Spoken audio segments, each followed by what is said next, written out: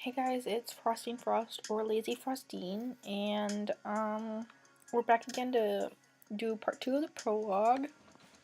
I did a gameplay earlier to see how far I could get, and it takes a little while for the prologue to get done, so I decided that I was gonna take the time and do the prologue, so it's gonna be different parts. Also, Serena Moonflame is taking a break on her channel because she's got to go to school. And I wanted to give out a shout out to her. Hopefully she'll one day be able to finish the Tome game Seduce Me that she was originally started playing. And yeah, eventually she'll get back to that, I hope. And let's continue. We were originally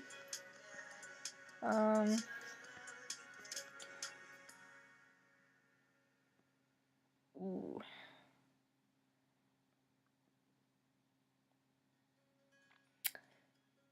We started house, meeting Robert. There we go. We were originally at meeting Robert because we had just walked to Kim and Jim's. And we're gonna start there.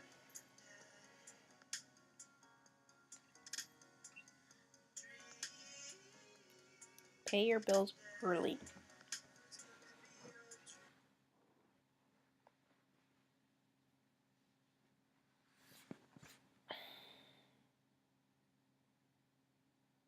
No, the wheel of death. Oh, whew, okay. Sometimes my wheel of death is like, it keeps going on and on and on and on and on. A big burned out neon sign hangs above tiny dive bar. Jim and Kip's, huh? Alright, it'll do. The bar is small, dimly lit.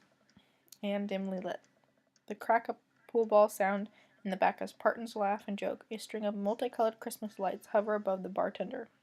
I can't tell if he's Jim or Kim. I pull up a seat to the bar. Christmas lights. Texas. Moose.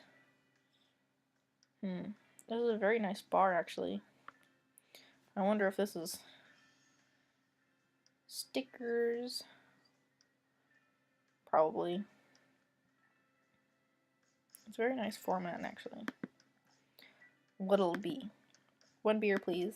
Sure thing, boss. The bartender slides me an ice-cold beer. I take a sip and enjoy the refreshing taste. Say, are you Jim or Kim? I'm Neil. Oh.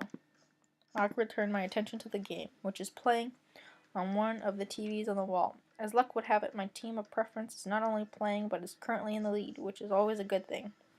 I like how in this game, instead of like giving it the game a sport, it's just like it's a generalized sport. Pick whatever sport you want and pick whatever team you want, you know. So every time I think of the game, you know, think of football because, you know, it's a staple here in America. So football, I'm not really into football personally, but when I did first play this earlier today, it was kind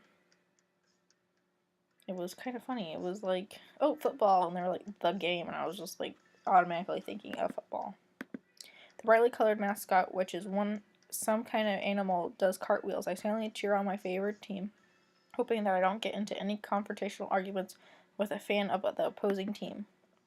Several people in this bar are wearing the distinctive colors of the team I dislike, although I believe from their demeanor that, like me, the passion for their game is all in good fun.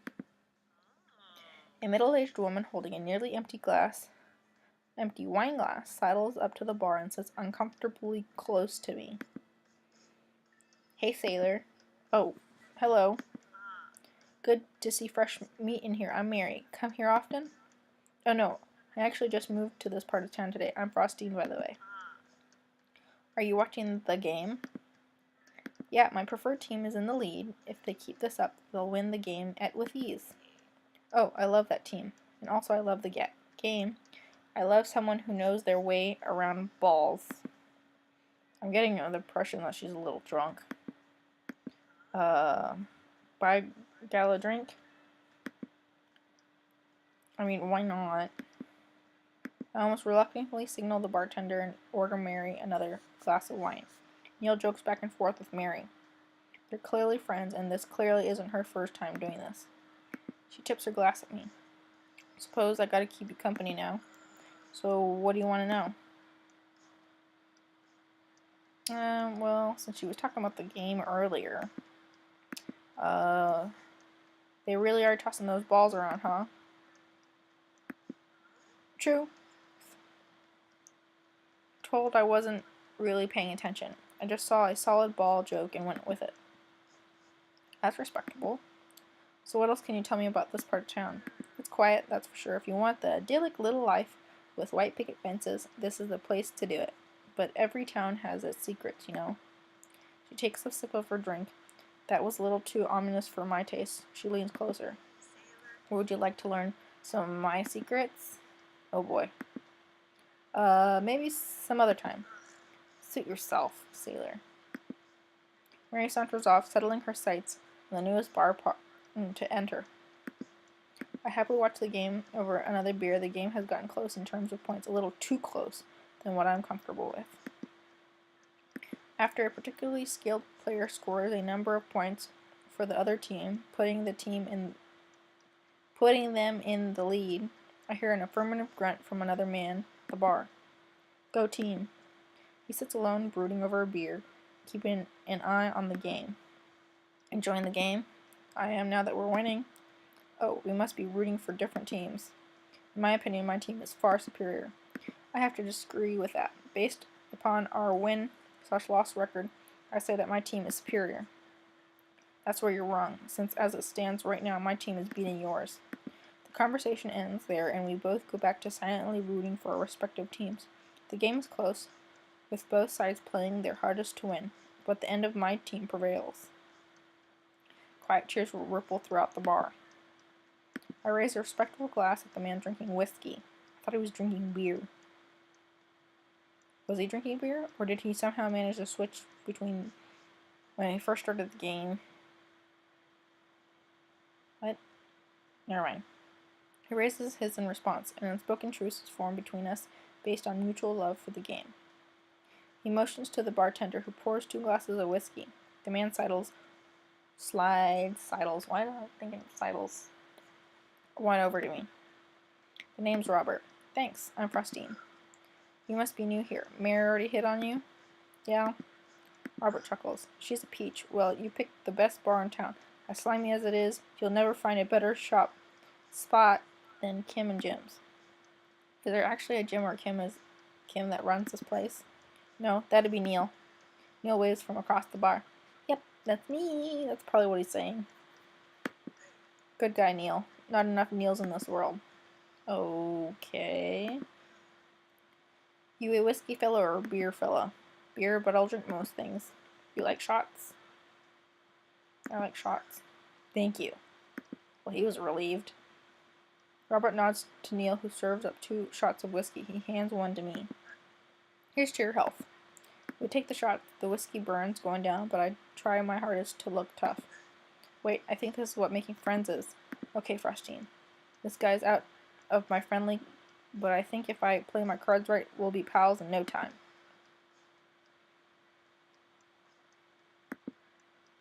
I like your jacket. Thanks. Been in my family a long time, passed down from the firstborn to firstborn, cursed, some would say. Man, this guy is mysterious. And cool. Way cooler than I am, at least. Robert signals to the bartender for another round. What are you doing here tonight? Well, the truth is, my daughter kicked me out of the house, and yeah, I probably won't be able to go back for a while, so that's why I'm here. Not like forever. She was having a sleepover with her friends. Family type, huh? Single dad.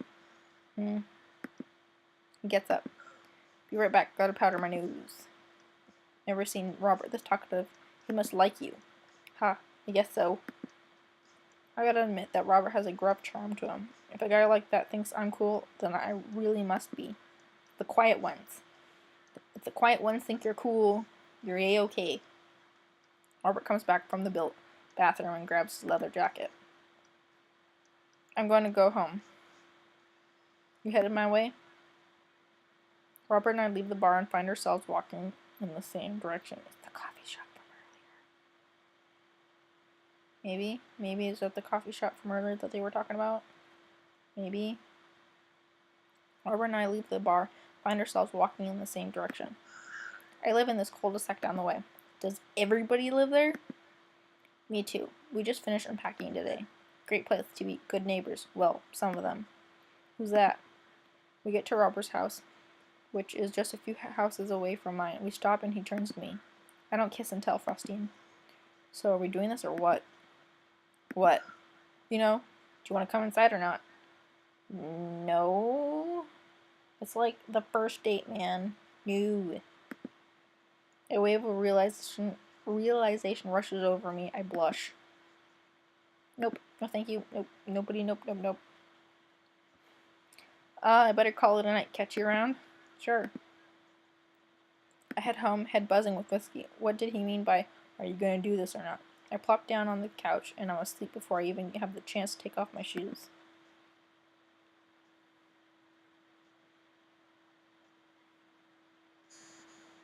I wake up to a text from an unknown number. Rise and shine, early bird. Still want to work out? This is Craig, by the way. Smiley face. Smiley face. Holy crap, it's 6 a.m. Who does 6 a.m. anymore? Without realizing it, I drift back to sleep. That's me. Can't do 6 a.m. If I do 6 a.m., it's like 6:40, and then I'm just kind of like snooze till like 7:30. That is my life. Whoops, must have winked back out. I check my phone again. Hey bud, still want to get your swole on? I'm ready to tear up the track. Hit me up.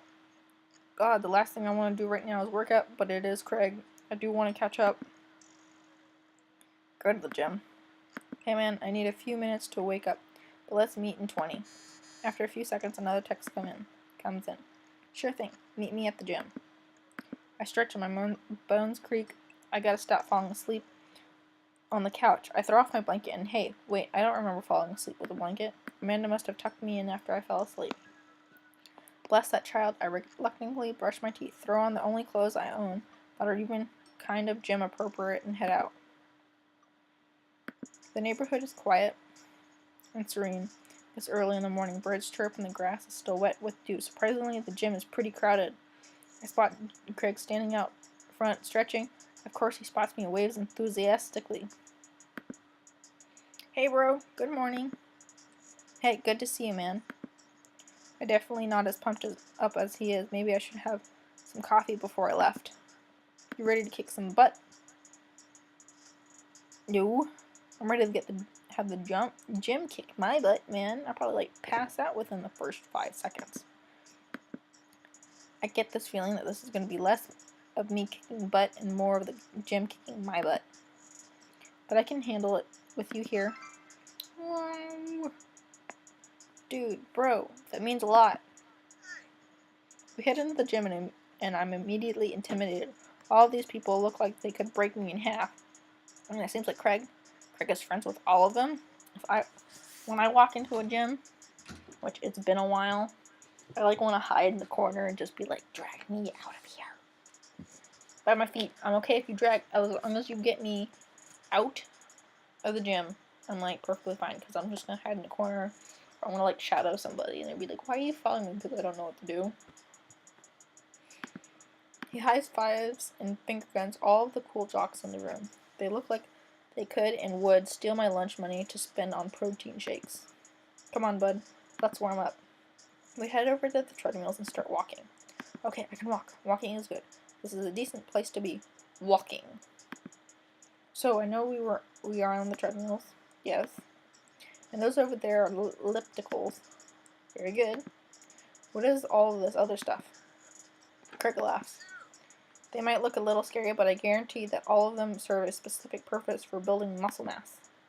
I watch as a dude in a muscle tee flexes a muscle I didn't know existed on a machine I think was once used to process grain into flour. What is that? Why is that guy doing that to himself? That's a good question, bro. What do you think he's doing? Training to crush people's skulls with his thighs. Using a medieval torture device, praying to some sort of pain god. Training to crush people's skulls with his thighs. He's trying to make his thighs so strong that he could crush people's skulls with them. Yeah, that's pretty much the only reason I work out. This is so cute. Oh no, Craig is turning up the speed. I better do the same. No. How long have you been doing the buff thing? A couple of years. What do you do when you're not dadding or working or buffing? I coach my twins softball team. That still counts as dadding and buffing. I keep busy. What do you do for fun? I love learning. I try to live my life as close to a Jimmy Buttfoot song as soon as possible. Don't know who that is. I check out my hot bod. Nope. I love learning. I try to educate myself about the world around me. I'm like a sponge for knowledge, soaking up all the intellectual content. You know, history, the paranormal, wilderness, survival, aliens. Mostly those things. So you watch the History Channel too, huh? Yes, of course I watch the History Channel. Like, I have fallen asleep to the History Channel. Yes. We're jogging now. Oh god, we're jogging now. I look over to Greg, who hasn't even broken a sweat. How is he doing this so effortlessly? That beautiful word right there that I can't pronounce properly because, you know, today is not my day. Water. That's what I need, water. Effortlessly. There we go. Waters are a miracle. I'm dying. I can feel my life force draining through every orifice of my body. Hey, remember when my fish died in college? No, I don't like this story. Oh my god, is he really bumping up the speed again? I guess I better do it too. Oh, this is fast. This is very fast. We had a treadmill once, and my brother and I were playing with it, and we put up the speed as fast as we can. Yeah. Luckily, he didn't put a hole in the wall, let's just say that. And we were at the party, and you vowed to make me feel better. You tell me to create a distraction, so of course I do a sick keg stand and get everyone cheering. And then I try to steal a fish from a fish tank at the party with my bare hands like an idiot. And then you drop the fish and it's flopping around and you panic, so you run up to me post keg stand with a dying dirty fish in your hands that you scooped off of the ground, and you're yelling at me that we have to leave. So we're running out of the frat party with a fish, trying to give it mouth-to-mouth resuscitation. And we get him home into a bowl of water, but the prognosis was grim. I like how I can't say effortlessly, but I can say resuscitation better. Like, today is not my day. And the next day he's alive and well. We never did catch the great thieves of Grand Ridge U. And they never will. I shoot off the end and crash into the wall. Jesus, that hurt. Dude, bro, are you okay? Craig offers me a hand and looks me over for injuries. I'm fantastic. I manage to stand up and rub my back. Doesn't hurt now, but I'm sure it will later. You don't have to push yourself like that. Anyway, always know your limits. Well, I think I might call our gym adventure here. You sure? Yeah. Alright, well, here, I brought this for you. Craig hands me a shaker bottle full of thick green liquid. I stare at it with what must be apparent distaste. Yeah, if it doesn't look like broccoli or spinach or any other green substance known to my category of green substances, I will look at it at distaste. But I would trust that face. I would trust him, at least. You know? It's a protein shake, bro. Oh, thank you. He wants me to drink it. Oh boy, here goes. I take a small sip. It's actually delicious. Wow, this is really good. And good for you. It's my special recipe. I'm pretty proud of it. Let me know if you ever want to work out again. Maybe we can try running around the neighborhood if treadmills aren't your speed. No pun intended, bro. Good one. Well, I'm gonna go put some ice on this everything. I'll see you around. Early at the gym, feeling ashamed. Craig used to order delivery from the pizza place across the street from our dorm. Now he can run circles around me, literally. Man, I gotta work on this dad bod.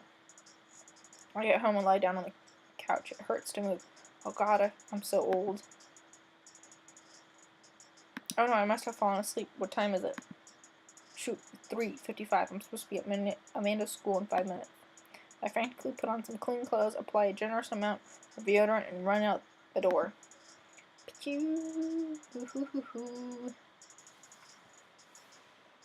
I arrive at Amanda's school and check in at the front desk. They give me a bright orange visitor sticker and send me on my way.